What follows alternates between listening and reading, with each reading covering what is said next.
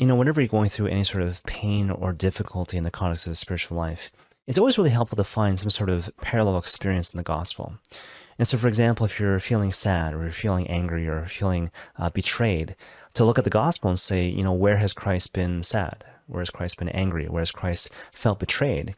And more often than not, you'll find a parallel experience. And the idea is that, through that parallel experience, you'll learn how to enter more fully into Christ's divinity by encountering more deeply his sacred humanity. Case in point, think about this really famous story of the finding of the child Jesus in the temple, which of course you find in the context of the Gospel of Luke chapter 2. Now, obviously, this story is instructive and informative from a whole variety of different standpoints, but specifically from the perspective of spiritual darkness, because it tells us something really important about how to navigate through our own periods of spiritual darkness when God seems to be distant or perhaps even completely absent from our lives.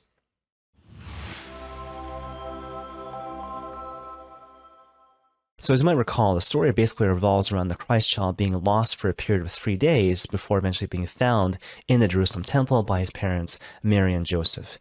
Now, I think for a lot of people, when I look at this particular story, they're inclined to think that Mary and Joseph were being completely neglectful parents. I mean, what parent in their right mind would lose their child for a period of 3 days? But in response to that, I want to draw your attention to certain cultural realities at the time of Christ. So as a matter of background, there was this Old Testament requirement for men to basically travel to Jerusalem 3 times a year on 3 special occasions as sort of a pilgrimage. Women weren't required to make a similar pilgrimage, so the fact that the Blessed Virgin Mary also accompanied Joseph during his pilgrimage shows her great devotion to the Lord. In any case, because there would have been so many people traveling to the city of Jerusalem on these important feast days, there were obviously a lot of moving parts, a lot of complicating factors, as a result of which people would typically come together to share resources and to share the responsibility of taking care of each other, including the care of young children. And so if you read between the lines, it strongly implied that the reason why the child Jesus was lost, again for a period of 3 days, was not because of some immediate form of neglect on the part of Mary and Joseph. It's because basically someone from their extended family or someone from their extended social network essentially dropped the ball, if you will. Now, of course, when Mary and Joseph eventually find the child Jesus, they find him in the Jerusalem temple, conversing with the elders. And what we hear in the gospel is that all of them were amazed, right?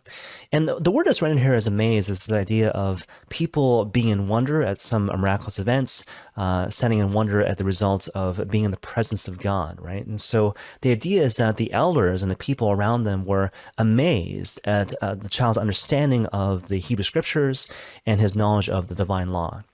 But in contrast, what we hear is that Mary and Joseph were also amazed, but for a different reason.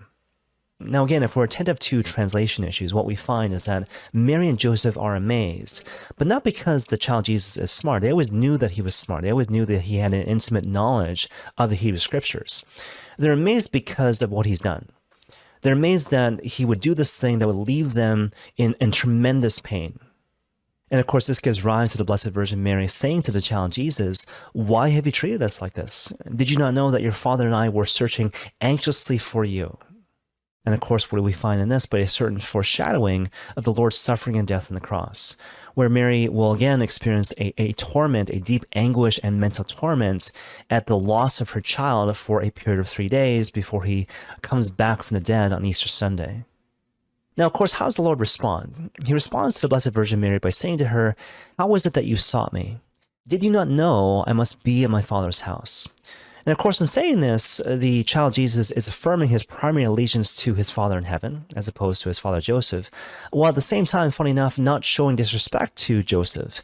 Because, of course, how the story ends, it ends with the child Jesus going home with them and being obedient to them, as a result of which he grows in wisdom and stature and in opinion of God and his people. In any case, perhaps we might say that the key word here in terms of the Lord's response is the word which is rendered here as must. As in, again, "Did you not know I must be in my Father's house?" Now, what's interesting is that in the context of the gospel, the word which is rendered here again as must is typically used in the context of the Lord's suffering and death on the cross, where he will suffer and die for the salvation of the world.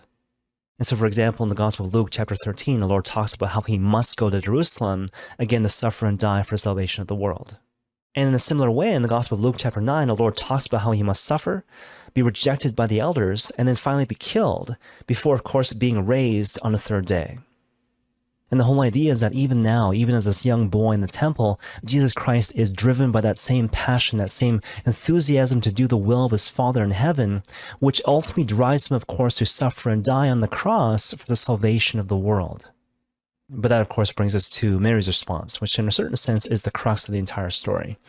And so in response to Jesus' words, Mary doesn't actually say anything out loud, but instead what we hear in the context of the gospel is that she kept these things and then pondered them in her heart.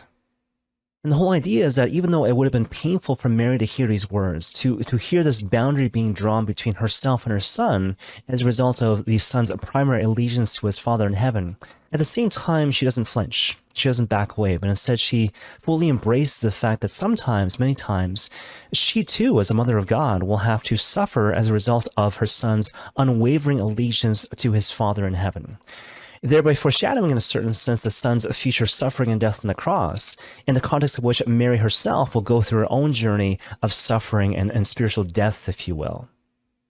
Now, obviously, this kind of begs the question, like, what does this mean for us, kind of practically speaking?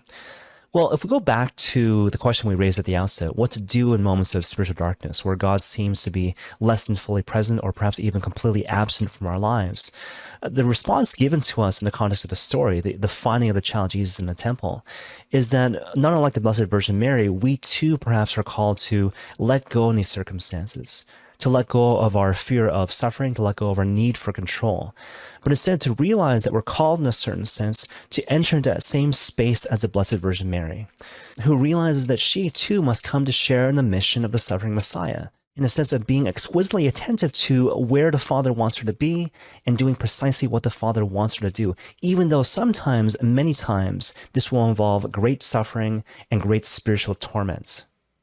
But of course, the payoff is huge.